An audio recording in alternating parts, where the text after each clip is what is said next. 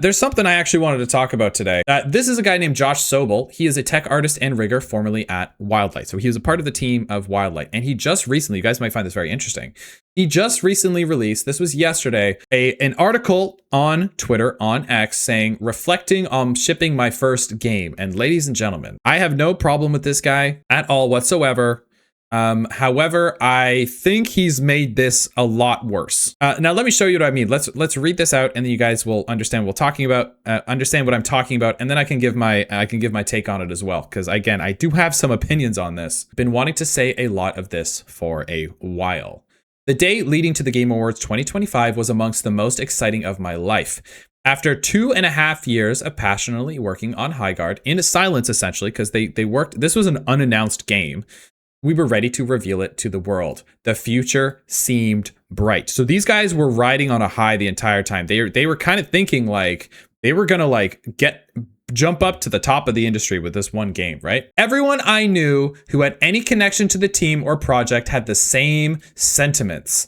This is lightning in a bottle. I trust this team wholeheartedly. If there's one project nobody in the industry's word will fail, it's yours. No matter what you make, chat. If you show the biggest piece of shit, the most mediocre piece of okay media that you made to your parents, they're gonna say, you're fucking amazing.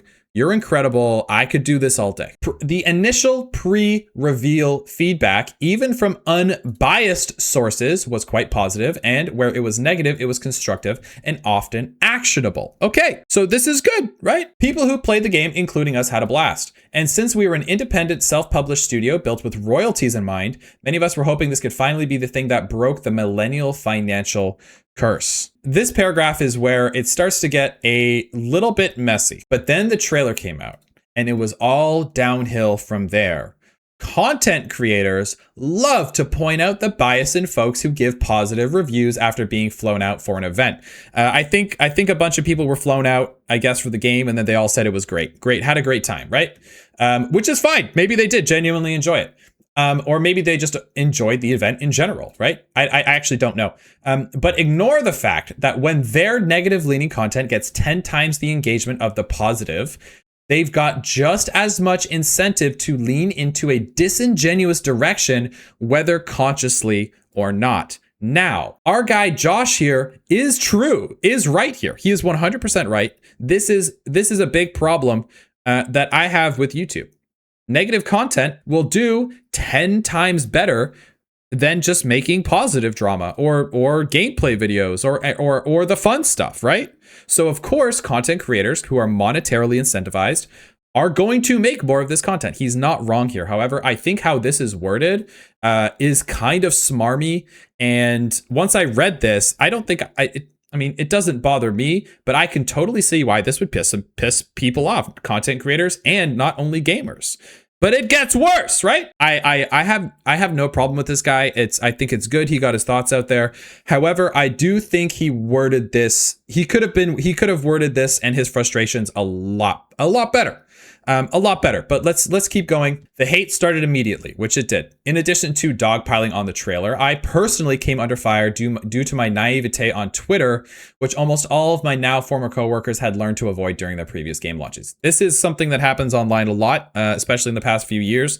A game comes out, negative or positive, content creators will start to push a narrative so that they can get views. They divide the community, and then people start attacking.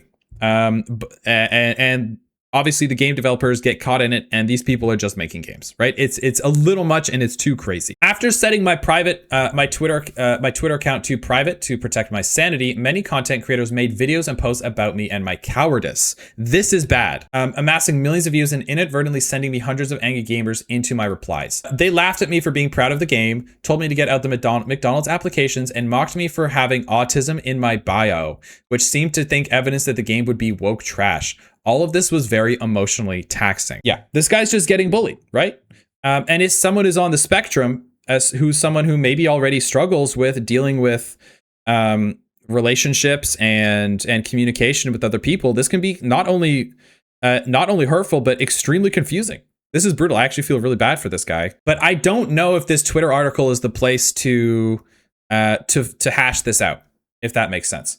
Anyway, there's much constructive criticism that can be and has been said about Highguard's trailer, marketing, and launch, but I don't think it's my place to commentate on that. I also don't think there's any way to know whether the launch would have fared better or worse without the massive spotlight that was thrown onto us in response to the Game Awards trailer placement, but we never got that chance, which is kind of true, but also not true at the same time. We returned into a joke from minute one, largely due to false assumptions about $1 million ad placement, which even prominent journalists soon began to state as fact, which they did. Every one of our videos on social media got downvoted to hell. Comment sections were flooded with copy-paste meme phrases such as Concord 2 and Titanfall 3 died for this.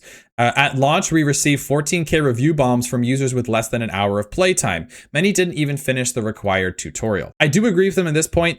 Some of the hate was overstated. People are just gonna, when nowadays, and I think this started with pirate software. And I have a theory that pirate software's downfall changed the landscape of the internet forever. I've never seen gamers come together to hate something as much as they hated pirate software. Okay? And ever since then, this group of angry people who need something to hate have now become a death ball that I now call the Void. And they go from community to community, latching on to the latest drama, destroying everything in their path. And then once they're done with it, they move on to the next one. Before the Highguard problems, it was the Kingsman drama. Right? And before that, I've already forgotten what all the drama was before that. But it's like this ball of hate that is like starts as a small thing and you push it down a mountain and it just goes and it goes and it goes. It's getting worse and worse. So this company was obviously victim to the last one. However, I do think this has not helped at all, and I do think a lot of things were wrong with a lot of things with this game. There were things wrong with this game. In discussions online about Highguard, Concord, 2XKO, and such, it's often pointed out by gamers that devs like to blame gamers for their failures, and that's silly, as if gamers have no power, but they do. A lot of it. I'm not saying our failure is purely the fault of gamer culture and that the game would have thrived without the negative discourse, but it absolutely played a role. All products are the whims of the consumers, and the consumers put absurd amounts of effort into slandering Highguard, and it worked.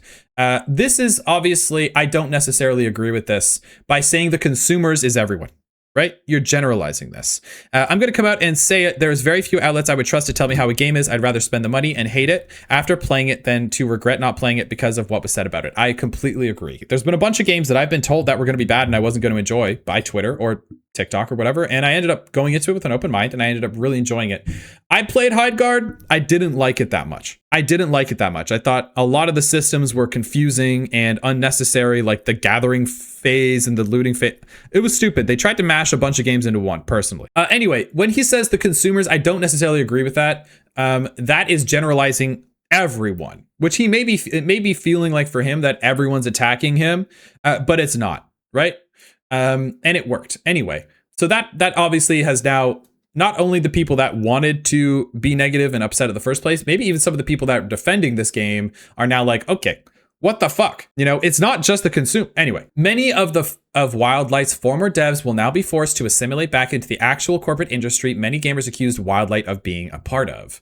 Now, every time someone thinks about leaving the golden handcuffs behind in favor of making a new multiplayer game the indie way, they'll say, but remember how gamers didn't even give Wildlight a chance. Soon, if this pattern continues, all that will be left are corporations, at least in the multiplayer space. Innovation is on life support. And I don't necessarily agree with that. Think of all the incredible indie games that came out last year. I think this is a bit of a cope in the sense that, you know, it's your game that failed. So it's just dig after dig after dig. And it's kind of like, you know, pushing back on gamers, consumers, which just I don't think is a great idea in general. Even if Highguard had a rocky launch, our independent, self-published, dev-led studio full of passionate people just trying to make a fun game with zero AI, zero corporate oversight deserve better than this. I 1000% agree with this guy. Of course they deserve better than this. They not necessarily... they weren't entitled for their game to pop off, which is what it kind of seems like. It feels like they feel like his game deserved to be popped off because everyone said it was going to be good. And now it's gamers' fault because of this narrative. I don't agree with that. However, he deserves better than getting bullied and belittled and blasted on every in every platform just because they made a game that people don't like. We deserve the bare minimum of not having our downfall be gleefully manifested. I mean, I agree.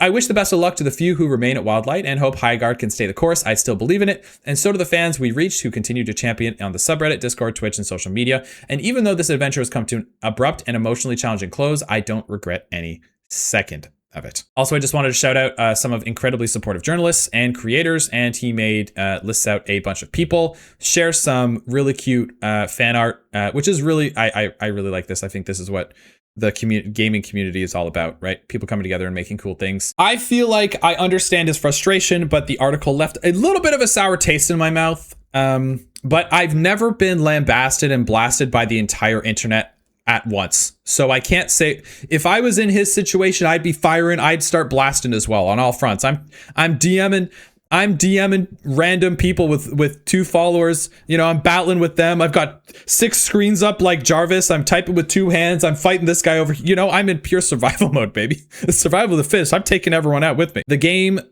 ended up having what, like 100,000 concurrent players at the same time. 100,000 people decided to check this game out, right? Maybe some of them had their mind made up, but obviously a lot of people didn't. The fact that the game instantly lost all of these players and went down to 2,000. I'm just using an arbitrary number here. I hope I'm correct. Please correct me in the comments if I'm wrong. The fact that it dropped is because the game just probably isn't that interesting. I just got bored. My friends and I got bored of the game. It's cool that they're like an indie studio and whatever, but they made the same game that corporate studios are making, right? Like, it didn't feel fresh. It wasn't a new take. When you get into the game, yeah, if I was to beta test it, I probably would have said, like, yeah, it's pretty good, I guess. Like, I enjoyed it. And then they're like, great. Oh, we're doing it. It didn't feel right to me, but you guys did have a chance for it to pop off. And I've seen games that are hated at first. The most extreme example would be No Man's Sky, right? Indie studio.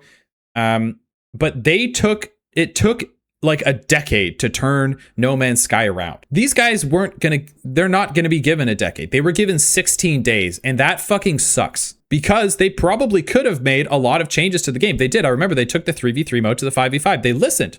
16 days isn't enough. I think that's why the beta testing would have been so important.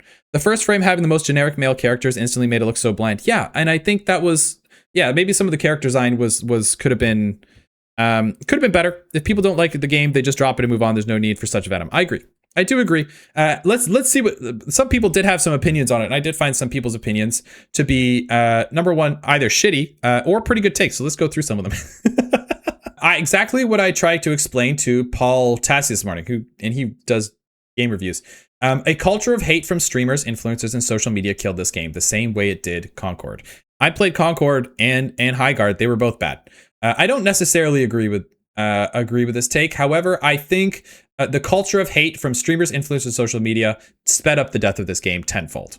So, yeah, maybe I guess he's right. But if the game was good, the game would have been good.